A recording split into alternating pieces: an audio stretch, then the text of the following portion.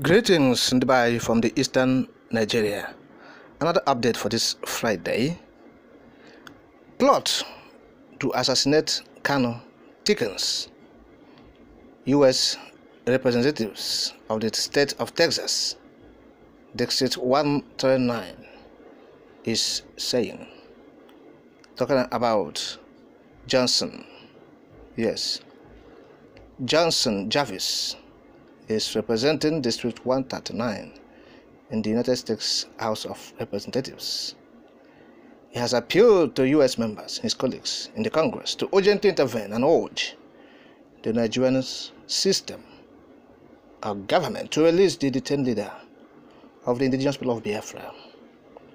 Johnson said, Onyendu Nnamdi Kanu had on May 12, 2021, traveled to Nairobi, as Kenyan capital, as a British citizen and was legally admitted, and that on June 19, 2021, government agents from Nigeria abducted him, tortured him for a week plus before they extraordinarily renditioned him to Nigeria.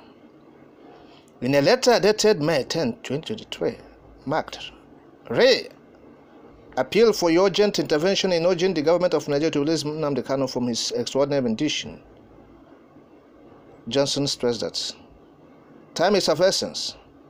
The U.S. congressman stated that, I quote now, there is now growing fear and concern that the Muhammadu Buhari administration intends to assassinate or cause Kanu's disappearance before May 29, when it plans to hand him over to the incoming administration. For months now, it is public knowledge that Kanu's health condition has deteriorated. He suffers from a serious heart condition and other ailments for which he is not getting enough medical attention. I appeal to the Nigerian government to release the IPOB leader dated back to June 27, 2021. End of quote. So Johnson said, look, that the struggle for self-determination Nnamdi Kanu is prosecuting is legal by all standards, and it is because of that he is facing persecution by the Nigerian system. He stated this, I quote him again, first few days after his arrival on October 14, 2015, he was arrested in Lagos by agents of the Nigerian government. He was held in solitary confinement by the Department of State Services, DSS. Ultimately, he was granted bail by the Nigerian courts. After his release, he resided primarily in his ancestral home in Abia State, Nigeria, with his parents, siblings, and other extended family members.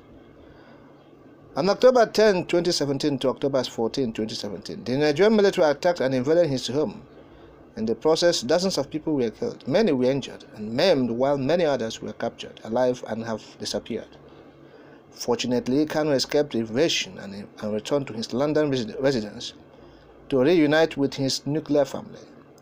On May 12, 2021, he traveled to Nairobi, Kenya, as a British citizen and was legally admitted into the country. On June 19, 2021, he was abducted by agents of the Nigerian government. He disappeared in Nairobi and was tortured for 8 days. End of quote. Now, I just read what Jeffrey Johnson said about the leader of the IPOB, Onyendu Nnamdi Kanu, and what government of Nigeria is doing now. So it's alerting his colleagues. Say, look, you must intervene in this matter, because from the way the system is going, the regime of Buhari, they want to assassinate this man before the handover date. That is what Johnson Jarvis is saying. And if you take this thing with a pinch of salt, you are making a grave mistake. Because this is real. The threat is real. Because what stopped them from releasing him since October 13th, 2022? That's last year. That a Appeal Court have released him unconditionally. Why are they buying time? Look, since that last year, all the federal government has been doing is delay tactics. They have no other gimmicks than to delay the case at the Supreme Court. They didn't file any case. They merely go and obtain fraudulent stay of execution. Just black market stay of execution. They obtain it and they relaxed. To stay the order so that it will not be implemented. That's all. It was just recently, about 2 weeks ago or thereabout, that they filed a suit at the Supreme Court. You have seen it. So that is it. And the IPOB legal team filed a counter suit to challenging that stay of execution, and that is where we are since then. Instead of prosecuting the case in the appeal, that's appeal means at the Supreme Court where the case has been appealed, or supposed to have been appealed, as the case may be. Yes, the case supposed to have been appealed at the Supreme Court, as it were. So, but this thing didn't happen. All the Malami and his Ministry of Justice, all those guys there, all they are doing is to foot drag, delay tactics, to buy time, so that they will do what they want to do. So the threat to assassinate is real. Do not waive it. But one thing we are telling the government is this: it will not end by assassinating Mazi Kanu. It will not end. So if they are believing that the agitation will end, or the Biafran will stop or surrender the agitation for a separate state and self-determination, they are living in a reverie. They are daydreaming. They should realize that this is not an issue of a human being. It's an ideology. After this generation, the other generation will continue with it. It's ideology.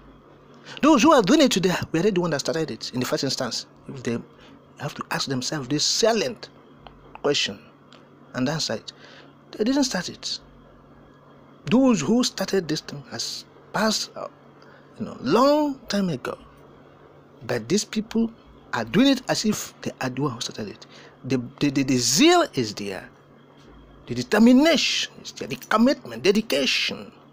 The spirit lives on. So the best way for them is to realize that they have to allow the sleeping dog lie. That is, conduct a referendum.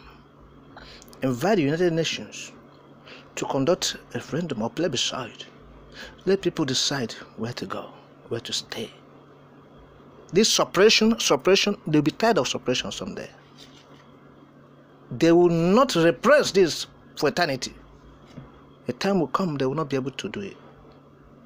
Even now they have not succeeded. How much more? So, killing Onyendu will not solve the problem. It can only exacerbate the whole thing. That is the federal government supposed to be aware. They will have forces to contend with. Forces. Both local, international, unseen forces as well. Yes, it's a spiritual something. Those who died in the war, their spirit lives on. Millions of children died, suffocated, poverty, hunger, and everything, starvation. And so you think things are like that. No.